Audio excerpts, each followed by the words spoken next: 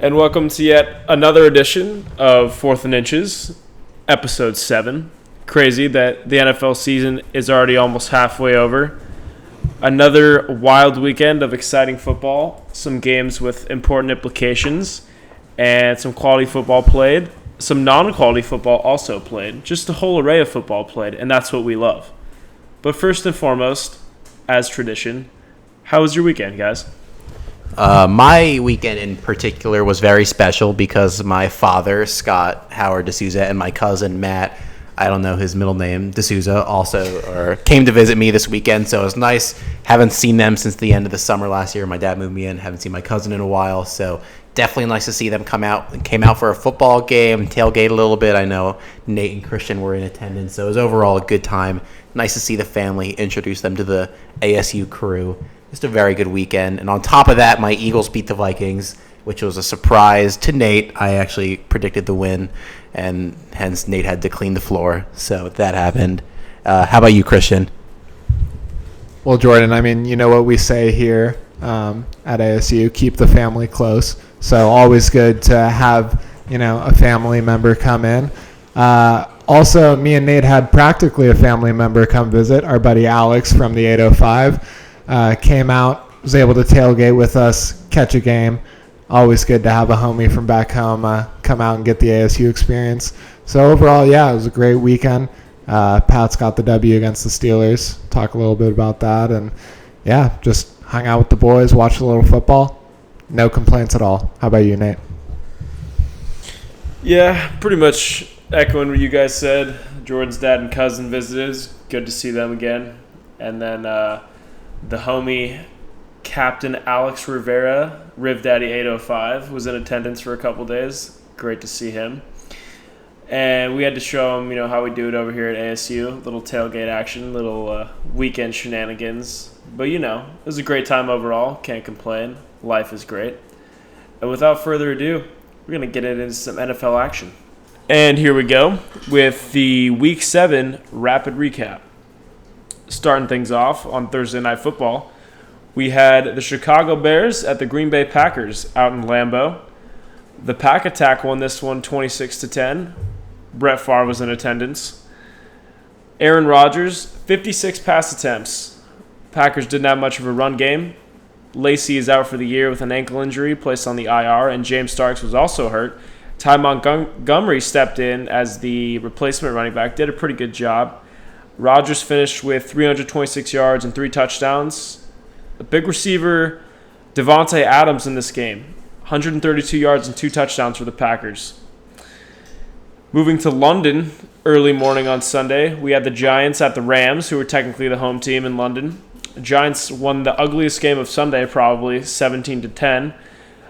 Case Keenum, he's seen better days. 1 touchdown, 4 picks. Ending the game on quite possibly the ugliest throw I've ever seen in my entire existence. Saints at the Chiefs. Chiefs took this one 27-21. They're hot. They improved to 4-2. Seems like they just keep winning. Drew Brees had a pretty good day despite the loss. 367 yards, 3 touchdowns. Chiefs rushing attack was felt. Spencer Ware finished the day with 77 yards on the ground. Colts at Titans. Colts win a close one, 34-26. Andrew Luck continues his outstanding play, 353 yards and 3 touchdowns. T.Y. Hilton, great day for him, 133 yards and 1 score. The Browns at the Bengals in the Battle of the Orange. Cincy wins this one, 31-17. The Red Rocket, 308 yards, 2 touchdowns. Most of his yards to his main man, A.J. Green. Finished with 169 yards and 1 touchdown, which was a crazy Hail Mary, by the way. Bills at Dolphins. Miami with the shocking win over the Bills, 28-25. I guess Rex could not circle the wagons on this given Sunday. Right on the shoulders of Jay Ajayi. What a day, young man. 28 carries, 214 yards with 1 score. Kenny Stills also impressive, 100 yards and 1 touchdown. Ravens at the New York Jets. Jets win this one, 24-16. Flacco, 248 yards and 2 picks, not his best day. Forte had a solid day on the ground, 100 yards with a touchdown. The Jets feared Geno Smith tore his ACL in the middle of this game, so it looks like they'll have to put Fitzpatrick back in the driver's seat at quarterback. Bucks at Niners. Bucks win this one 34-17. Jameis Winston, 269 yards and 3 touchdowns. Mike Evans, 96 yards receiving and 2 touchdowns of his own. Patriots at the Steelers in the afternoon slot. Pats win this one by a score of 27-16, a lot closer than some people predicted. Brady had a rather pedestrian day. 222 yards, 2 scores. LeGarrette Blount balled. 127 yards and 2 touchdowns for the big fella. And we wrap it up with Monday Night Football. Texans at the Broncos. Broncos win this one by a score of 27-9. The Brocket ship struggled big time in this one, and his return to Mile High was 22 for 41, 131 yards, no touchdowns. Von Miller was after him all night.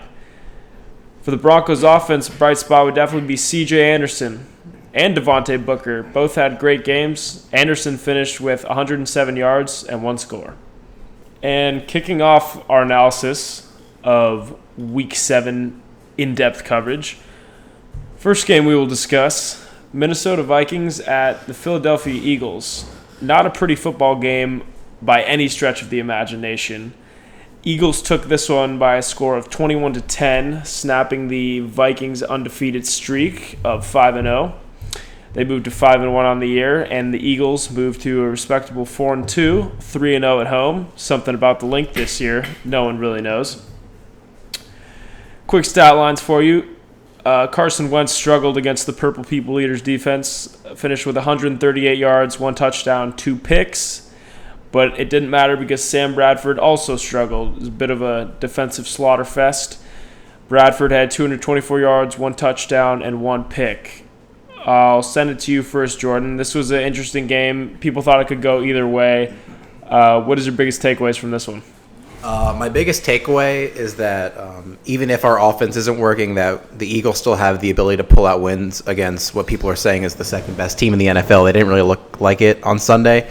But overall, I just watched this game, and our defense just kind of bullied the Vikings. I mean, we sacked Bradford 6 times, forced him to fumble a few times, picked him off.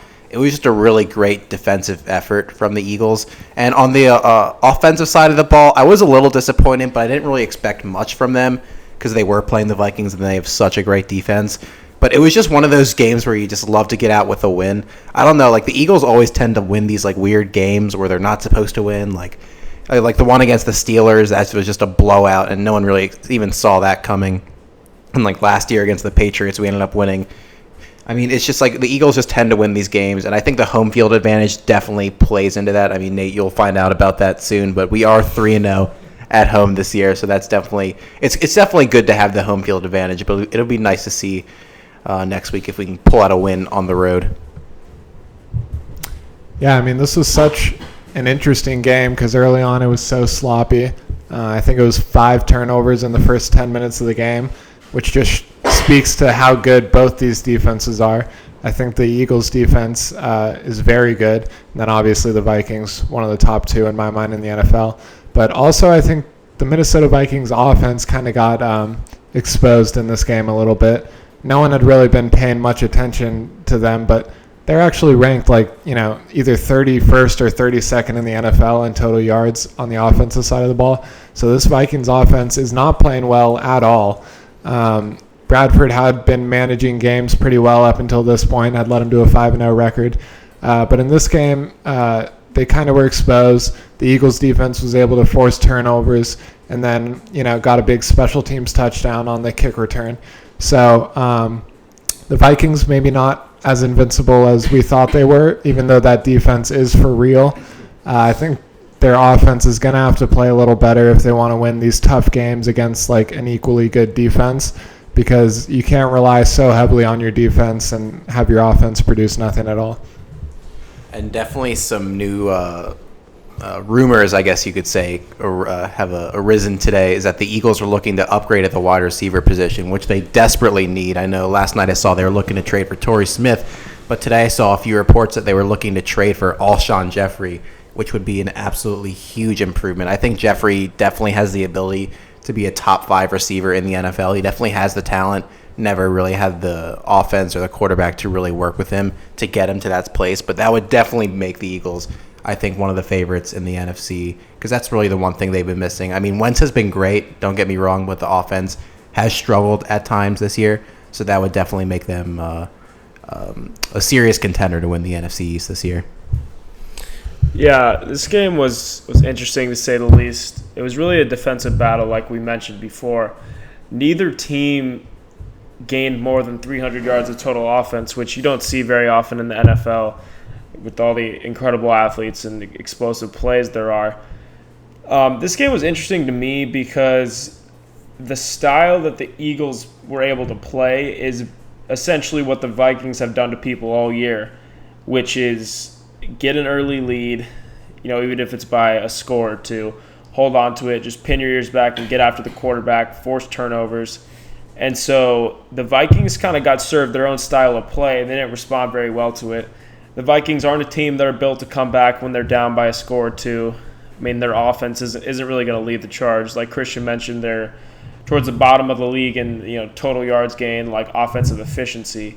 So it just really opened my eyes that the Eagles' defense is pretty damn good, but at the same time, the Vikings' offense has really been struggling. So I think it was a bad combination for the Vikings, just matchup-wise. I still think they're a good team that ends the season with a very good record, but I do think the Eagles' defense deserves a lot of credit. I think it's probably in my mind, it's like the 5th or 6th best unit in the league, which is, pretty dang good, especially in the NFC East, which is not really known to play too much defense. So look out for their defensive unit to come. They might cause some problems for other people. Staying in the NFC East, we will move to a different game. Washington Redskins at the Detroit Lions. Two teams who have probably played better than expectation this year. Even though the Redskins won the division last year, you know what? Actually, I take that back. The Redskins probably were favored to win the division this year, but they struggled a little bit this year. They lost their first two, and they dropped to 4-3 after losing to the Lions 20-17. Kirk Cousins had a pretty nice day, 301 yards, 1 touchdown. Real star of this game, though, is Matthew Stafford. The stats don't really show it, 266 yards, 1 touchdown, but I was able to watch most of this game, and Stafford played great. He just had command of the offense. And you got to keep in mind the Lions lead the league in drops. And so, he was making a ton of really nice throws, and some of them weren't connecting because of drops. But he was able to orchestrate a late fourth-quarter drive, found Anquan Bolden for a touchdown. Pretty much as time expired, there's about 15 seconds left. So that was a huge win for the Lions, who are definitely playing better than expectation this year. So, guys, what's the biggest surprise? The Lions sitting at 4-3 or the Redskins sitting at 4-3? I'm going to have to go with the Lions sitting at 4-3, and I think that pretty much all 4 of their wins have just been at the hand of Matt Stafford, especially for this one. Stafford just kind of put the team on his back, and he just kind of said, run with me. I mean, he's really just been making really great plays, especially this game. Even had like a low-key 32 yards rushing. Very sneaky athlete, Stafford is, but I don't know, just the Lions are like such a weird team. Like, they could show up one day and play great, and the next day they're not.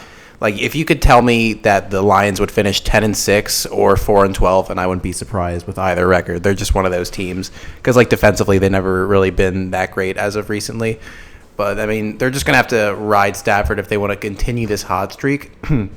And for the Redskins, I mean, I wasn't really expecting too much from them this year. I definitely thought that they would be in contention to win the division. So I think 4-3, sitting around there, is right where I thought they'd be. But not after the first 2 weeks. They didn't look really too good, but they definitely come into form. Yeah, I mean, I'd have to agree. I think it's more surprising that the Lions are 4-3. But from the Redskins' point of view, this is just one of those games that, like, you're supposed to win. And it's always tough to have good seasons when you're dropping games that you're supposed to win. Anytime you're playing the Lions, you expect to win that game if you're trying to compete for your division like the Redskins are in the NFC East. So, I mean, if they would have won this game, they would have been at 5-2 right there at the top of the division with Dallas. So it definitely hurts for them to drop one like this. And then the Detroit Lions, I mean, I'm thinking about a few games earlier in the season that they were right in it till the very end and ended up losing a few of those. I think one against Tennessee where Stafford threw a late game interception and then they ended up losing. So the Detroit Lions could very easily be 5-2 or around there. And I mean, the Vikings are now 5-1, so they could, typically, like, they're not in contention for that division, but sitting at 4-3, like, you never know if they rail off a few wins in these coming weeks. They've got the Texans and then have to go play the Vikings, which is obviously a tough division game. But then, I mean, the Jaguars, that's a game you can win. So looking at the upcoming Lions schedule, they could be able to get a few wins. And depending on how the Vikings and Packers continue to play, they might be in it down the stretch. So good surprising win for the Lions. Yeah, I was going to say, this might be viewed as a bit of a bold question, I guess, but the Packers have struggled this year. Even in their wins, they haven't been too convincing. Yes, they beat the Bears on Thursday night, but they still don't look normal. They still don't look like the dominant Packers team we're used to seeing. The Lions have ripped off 3 in a row. They look pretty good. Their offense can get going. They're about to get a couple of their pass rushers back. Ziggy Ansah, who in my mind is probably a top 3 pass rusher in the NFL, probably the 3rd best behind Von Miller and J.J. Watt. He's incredible. They got a very good D-line. If their defense, their secondary can just hold up enough, they can stop the run. I wouldn't put it past the Lions to maybe make it a run at this division title if Stafford keeps playing at this level. Do you guys think it's possible that the Lions could be a legitimate divisional threat? I just don't really think that's realistic at this point. I mean, even though the Packers have struggled, they're still sitting at, what are they, like 4-2, 5-2? 4-2. They're still 4-2. So even with all their struggles, they've played some of their worst football in the past years, and still they've managed to win 4 games. And I think that the Packers, just when it comes down to it, they have Aaron Rodgers, who's one of the best quarterbacks in the NFL, and has proven time and time again that he can lead a team deep into the playoffs. So I just think at this point that even the Packers are a more complete team, better offense, better defense, and I just think the Packers are going to end up winning this division. This is such an interesting question. I don't see the Lions competing for the divisional win. I think either the Packers or the Vikings are going to pull away and be able to capture the division crown. But I do think they could capture a wild card spot. Looking at their remaining schedule, I see at least 4 or 5 games that I think they could win. So I'm thinking if they play well, they could finish around 9-7, maybe even 10-6 if they're able to steal a game that they're not supposed to win. Against a team like the Packers or one of the 2 times they play the Vikings if they're able to steal a win. So if they end up 9-7, 10-6 range, I think they could definitely sneak in as a wild card playoff contender. So to answer the question about the division, no, I don't see them competing for the division win. But as a wild card team, I think they have some sneaky potential to maybe get into the playoffs this year. Yeah, if not this year, I think the Lions are a team maybe 1 to 2 years away, maybe a couple defensive pieces, a legitimate running back away from actually making an impact in the NFC. Stafford playing great so far, borderline MVP level. Some people have him as their dark horse MVP right now. So, to answer my own question, I would agree that with Christian and Jordan that I don't think they're going to compete for the division, but I do think they can make it interesting because I'm really not sold on the Packers or Vikings. I do understand Rodgers is very good, and it's tough to lose when he's your quarterback. But the Vikings showed a lot of weakness on Sunday, and we'll see if other teams can exploit that. So we'll see if the Lions can get hot. Their biggest problem has been inconsistency over the past few years. So if they can get consistent and start stringing some wins together, you never know. The NFL is a wild, wild place. Next game we will take a look at, we will travel to Jacksonville. The Oakland Raiders took on the Jacksonville Jaguars, won this one fairly convincingly by a score of 33-16. Oakland has been hot this year. They moved to 5-2 on the year. Most impressive stat to me, though, is they have a undefeated away record. They are 4-0. That is not easy to do in the NFL. I don't care where you're playing. So that's very impressive to me, especially with a young team. Looking at quick stat lines here, Derek Carr, not his best day. 200 yards passing, 1 touchdown, no picks. On the other side of the ball, Blake Bortles continues to be a nightmare for Jacksonville this year. 246 yards, 1 touchdown, 2 picks, a QBR of 58.9. It's not good. So, guys, the Raiders are 5-2. The AFC West is a very tough division with the Chiefs and the Broncos. Are the Oakland Raiders legitimate contenders to win this division and maybe do something in the playoffs? I definitely think that they're contenders to win the division. I mean, Jack Del Rio and his gang of road warriors have proved, 7 weeks in the NFL, that they're no team. They're just no joke. I mean, they've just played some great football. As for going deep in the playoffs, I wouldn't say that they're that good yet. I mean, they're still very young in their core positions like quarterback and receiver and linebacker. It's their defense. But I definitely think that the Raiders are up to something that's can put them in the position in a few years where they can be real contenders. Yeah, I've been pleasantly surprised with how the Raiders have come out this year. They're 5-2. They're sitting atop the AFC West, tied with Denver for the lead. So I think down the stretch this season, it's really going to come down to those divisional matchups with Denver on whether they capture the division win or maybe even settle for a wild card spot out of that AFC West division. But, so far they're playing really good. Michael Crabtree has revitalized his career in Oakland. He's playing unbelievable. David Carr seems to have, a good, leadership role on the team. They kind of seem to rally around him. He's had some good late game drives to capture victories for them. And Jack Del Rio, you got to love what he's done with this team. He's, put it on the line quite a few times, whether it's going for it on 4th down, going for 2-point conversions, doing all these things to show his team that he wants to win just as much as they do, and he's fully invested. So, looking ahead for the Oakland Raiders, I think, it's going to come down to the division games. And the Chiefs are kind of, middle of the road so far this year. That's one of the only 2 losses the Raiders have had this season was versus the Chiefs. So, anytime you have a division game, it's going to kind of be, up in the air, especially going against these good defenses like the Chiefs and the Broncos. So, going down the stretch, they're going to have to win those games if they want any chance to win the division. Yeah, you just really have to give it up for Derek Carr. He's had an excellent year so far, and everyone knows it's a quarterback-driven league. And I think him and Stafford are my two guys that didn't have the highest expectations coming into the year, and I think they've both overperformed. They've both played really well. This Raiders offense has been moving the ball. The defense struggled early on, but it's been better as of late. But I just take a look at this upcoming Raiders schedule, and it's favorable. They have the Buccaneers this upcoming Sunday. Then they play the Broncos, which will be a tough game. Then they play 3 games in a row, which they should win. Texans, Panthers, and Bills. I see them winning all of those games. The Raiders could finish with a very impressive record. They honestly could win 12 games if they win a couple of their close division games. They still have the Broncos to play twice, and the Chiefs is always a tough game at Arrowhead. But, even if they lose 3 more games, that's a very impressive record at 11-5.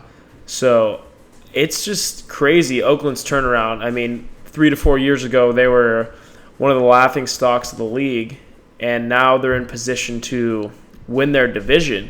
You credit guys like Crabtree, Amari Cooper, great threats outside, Latavius Murray, solid running back. And, if that defense can figure it out, they got a lot of new pieces, they can finally get their chemistry going and limiting teams to a reasonable amount of points, I think the Raiders can definitely make some noise this year out in the AFC. And just to echo one thing that you said, I don't really think that there's much stopping this Raiders team from possibly winning 11 games this year, the way that they've played. And I think the one thing that really is great for them, and I'm just happy for them because they've struggled in the past, is that they just have a franchise quarterback. Derek Carr is one of these quarterbacks. I think he'll have a really good career, maybe not a Hall of Fame career, but he's one of these quarterbacks that I could just see playing into his late 30s, and that's just good for a franchise who's really struggled in the past. The next game takes us to the city of Hotlanta. The San Diego Chargers took on the Atlanta Falcons and beat them by a score of 33-30. The Chargers have been struggling this year. This win improves them to 3-4. They've lost a lot of games at the very end. They've lost some nail biters. So it was interesting to see them actually come out on the winning side of a close game. For the Falcons, their interesting streakiness continues. They ripped off 4 straight wins, weeks 2 through 5, but now they have lost 2 straight at the Seahawks, and then they just lost to the Chargers this past Sunday. Quick stat lines here. Phillip Rivers had a great day, 371 yards and 1 touchdown, 1 interception. Matt Ryan, 273 yards, 1 touchdown, 1 pick. Guys, the Falcons seem to always do this. They did this last year too. They start off hot, and then they seem to dwindle off. The NFC South is not particularly strong this year. Do the Falcons have what it takes to hold on and still win that division? I just think that the Falcons have shown us time and time and again that they love to get off to these quick 6-week winning streaks, and then they just kind of peter out towards the end. And I hate to say I was right, but I think I might be right.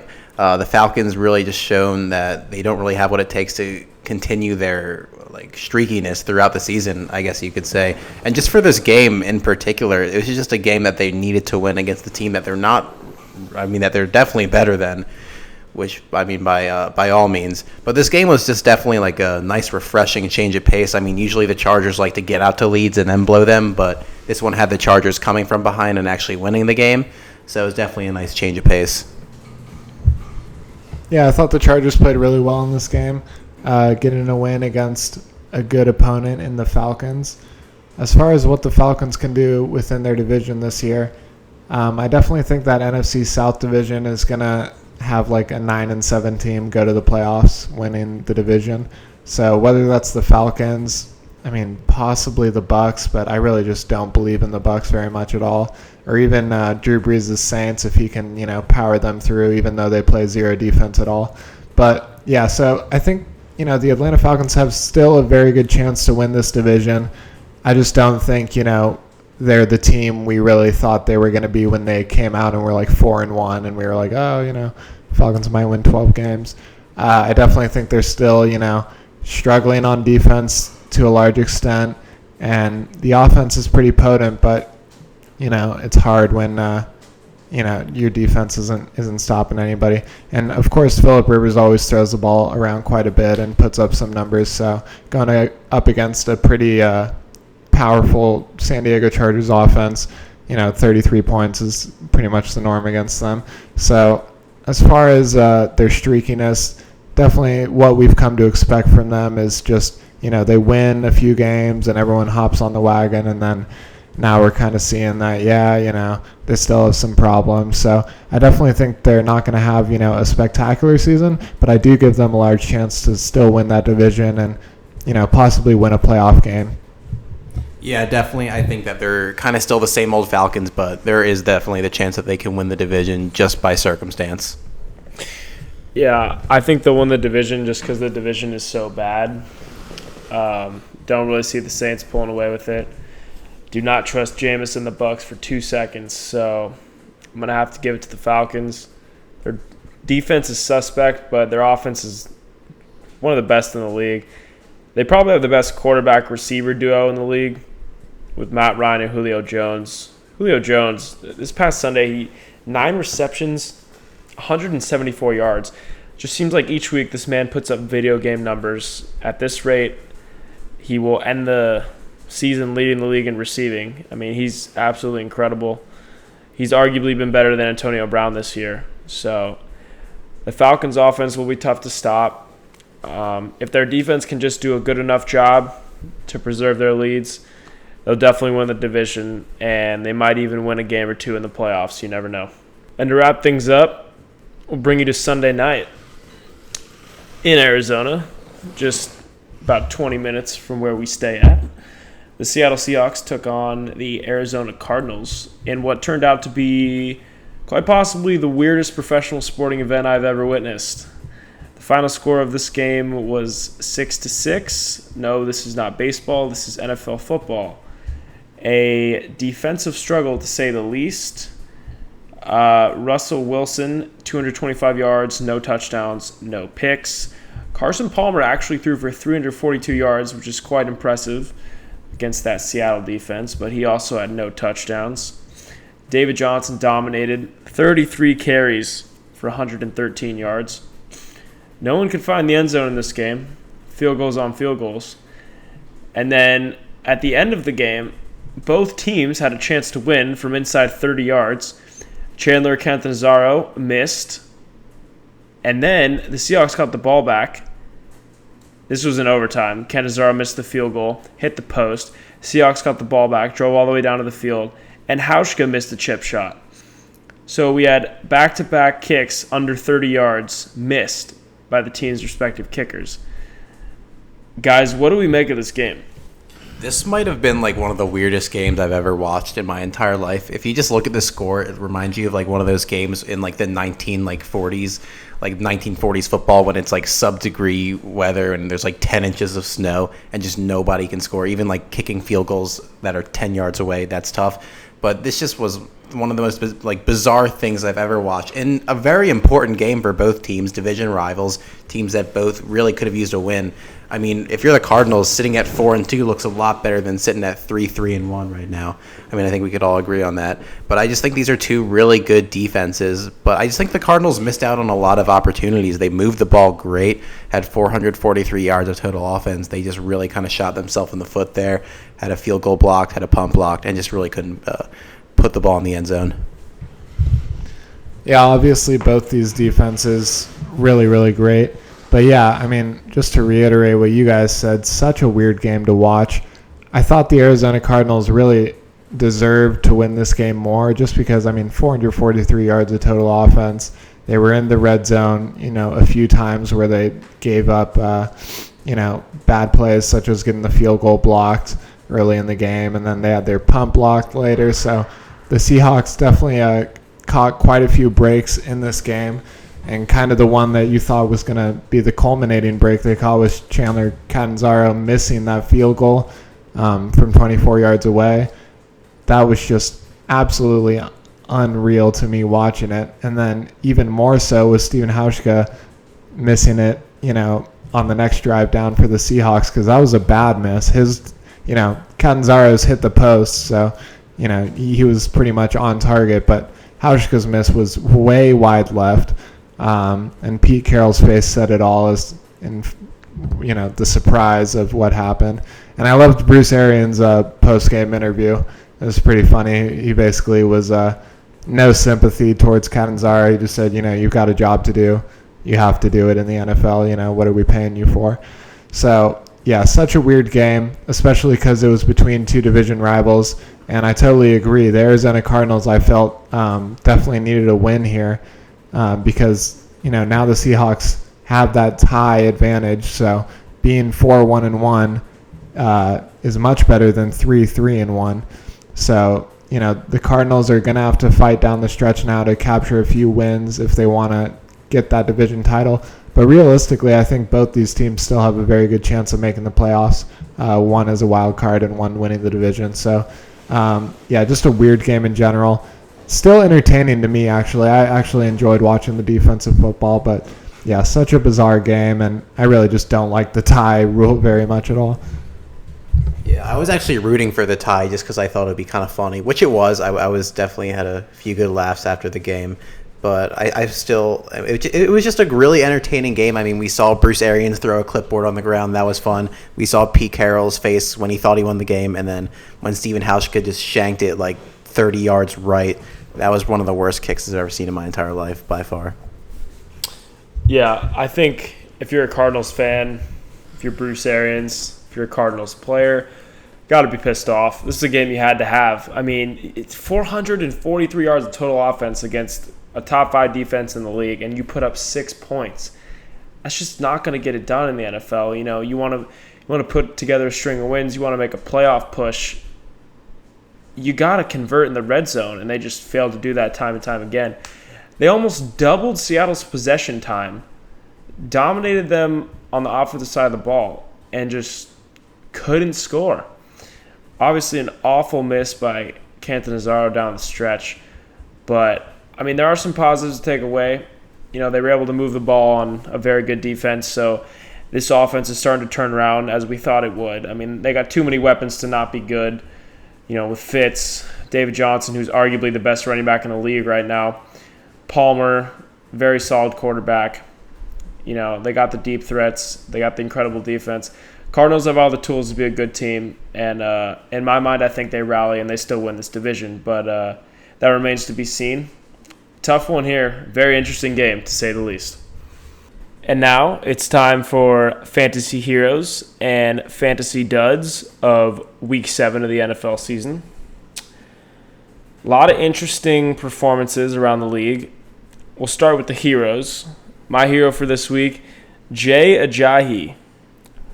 Second week in a row he's rushed for over 200 yards. Take a bow. Fourth player in NFL history to ever do that. This week, 28 carries, 214 yards, 1 touchdown against Buffalo for a total of 31 fantasy points. So Jay Ajayi is my hero for this week. Jordan, who's yours? My fantasy hero for this week has to be the Philadelphia Eagles defense. They hung 25 points on Sam Bradford's dome, sacked him 6 times, picked him off once, recovered 2 fumbles. Josh Huff even returned a kick for a touchdown.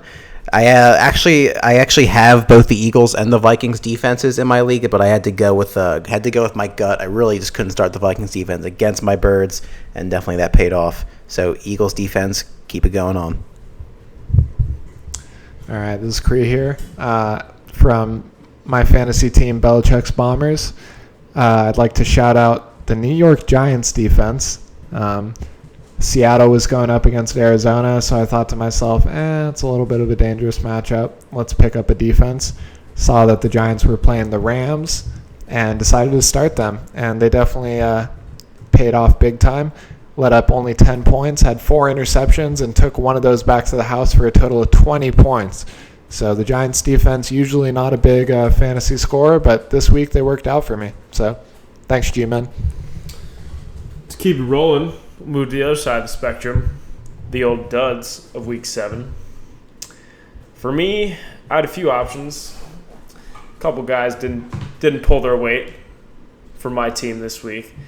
But I think I'll have to go with Mr. Allen Robinson, who has been a ghost the past 2 weeks. If anyone's seen him, please let me know. He had 2 receptions for 9 yards, totaling 0 fantasy points. So that sucks. I do believe he's held prisoner by Blake Bortles, having an awful year.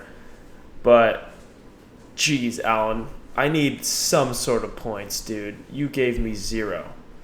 So, Mr. Robinson is my dud of the week.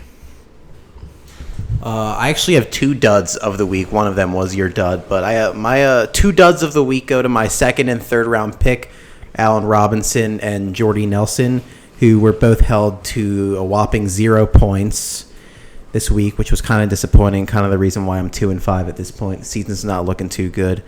But Jordy Nelson, I expected him. He's back. He's healthy. He's got Rodgers, one of the best quarterbacks there is. Just to have some of those games where he just catches 3 touchdowns, one of those games where the Packers just run up the score. And Allen Robinson coming off a year where he just played a great year. And Blake Bortles, one of the rising quarterbacks in this league, not. So definitely very disappointing with these 2. All right, sticking with the defenses for my pick. In one of my other leagues, I made the poor choice of starting the Bills defense against Miami. I figured the Dolphins are kind of soft and trusted the Bills Mafia to get it done. Bad move, Cree. They let up 21 points against, but that wasn't the worst of it. They gave up a ton of yardage, ended up with -5 fantasy points. So I think next week I might just not start a defense, and then I'll have 5 extra points. Bills D, you definitely hurt me this week. Unappreciated. You guys are duds. And throwing a little curveball at you guys. Our final segment of the show actually has nothing to do with football, not even sports in general. But it's one of the more heated debates of the modern century. We are going to attempt to power rank potato chips, or if not power rank, at least talk about some of our favorite chips. For me personally, I think number one, you got to go Cheetos. Big Cheetos guy, whether it's the Puffs or the Crunchy, I love them. I'm going to stop you right there. Is a Cheeto a chip? Absolutely.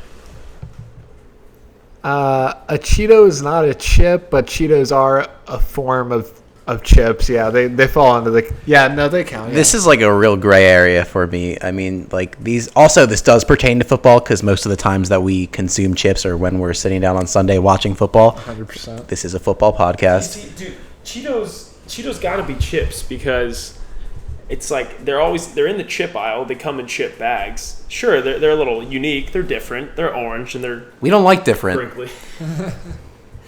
Okay, so besides Cheetos, for me, I think I got to come with blue Doritos at number 2. Big fan of Doritos. I really like all kinds of Doritos, but I really like the Cool Ranch Doritos. Those are up there. Also, been really hot on sour cream and onion Lays lately. Those are a big underdog, I think, in the chip world. Yeah, in terms of chips, I think one brand of chip that we all know and love has to be the Pringle. I mean, I think that everyone went through their phase when they were in elementary school of just eating like mass amounts of those pizza-flavored Pringles. I remember really? That must have been an East Coast thing. Yeah, it must have been. I mean, I would eat so many of those. Like, the amount of times I would go on like a long car ride when I was little and just eat a lot of Pringles and then puke afterwards, like all over the car. It must have been at least 2 times because it happened twice. That's a unique childhood experience you had. Me and Nate were Southern California, no pizza Pringles going on. But I've got to, agree with Nate on the sour cream and onion. I think any type of chip, the sour cream and onion flavor, always a must. Lately, I've been really into the Ruffles cheddar and sour cream onion. That's like a weird combo, it sounds like, but it's actually very good. Lay's sour cream and onion, very good. But, I mean, number one for me has always been the Cool Ranch Doritos. I really think those cannot be beat. Cool Ranch Doritos compounded with like a Sprite and maybe like a Subway sandwich. Unstoppable combo. You cannot beat it. Just the taste all, mingles together. So definitely Cool Ranch number 1 for me. I do like Pringles. I've always kind of been like a streaky Fritos guy. I go through phases where I'm like, yeah, Fritos, and then like sometimes I just get tired of eating them. But, Fritos can be good on occasion. Definitely. I need to get your guys' opinion on the salt and vinegar chips. Are we yay or nay for salt and vinegar chips? Yeah, I'm a big salt and vinegar fan. Yeah. Yeah, I don't really mess with salt and vinegar. I'm more sour cream and onion, and I stick to that mostly. Also, since I am a journalist, I ask hard-hitting questions. Do you guys consider Bugles to be chips? Because those are fun chips, Absolutely, yeah. Bugles are, also the unique category, kind of the Cheetos fall under. But as a child, I always put Bugles on all my fingers and look like the Wolverine. Yeah, I definitely would like throw those on my fingers, pretend like I was Wolverine, and then just like pretend to eat off my claws. I was just kind of one of those kids, if you can picture that. Are we counting? Because I really like Chex Mix. Is that not a Chex Mix is like a compilation of a bunch of different snacks. I mean, like you have pretzels, you have like pretzels, you have bread crisps. You definitely have a few chips in there, no doubt. The little the little yellow ones. It's the little cereal things, the square wheat squares. Those are great. Well, how about they're good, but they're not chips. Well, how about those like those big brown things? Those could be considered like bread chips or bread crisps. Okay, pita chips. Is that or is that more of like? What are you like a vegan or something? No, that's weird. Far from it. Do you what do you eat? Hummus with that, Christian? How was your hot yoga yesterday? Pita chips, do they even fall into the category? We can get you a side of quinoa for those pita chips. I mean, as far as my rankings go, pita chips are just not even on the list. I'm just asking if they even qualify. Because yes. No, they're too healthy. They can't qualify. No, I think they do. I was also kind of playing. Pita chips are cool, just like with a little bit of hummus. It's a good time. It's definitely one of those like healthy like football Sunday alternatives, without a doubt. To close it out, I think we got to go with what chip works best with a nice bowl of salsa and/or guacamole. Como se dice, Tostitos scoops. Yeah. Okay. Tostitos scoops really cannot be beat. Just the way the bowl just the bowl of the chip, I mean, just totally constitutes you to scoop all that salsa in there and just have a mouthful. It's unbelievable. Like each little Tostito scoop just like feels like a tiny little meal. I mean, you just get your little like chip bowl and throw a little sauce in it. It just feels like you're eating some like cold tomato soup. It's just great. It's just a really good time. Yeah, big ups, big salute to the Tostitos engineers. Fantastic chip design on that one. Yeah, I don't know what they're putting in the water up there, but definitely it's working. Well, that's about all the time we have here today. That's been episode 7 of Fourth and Inches. We had a great time. We hope you had a great time. I'm Nate Smith. I'm Jordan D'Souza. And I'm Cree. Thanks for listening, and we'll see you next week.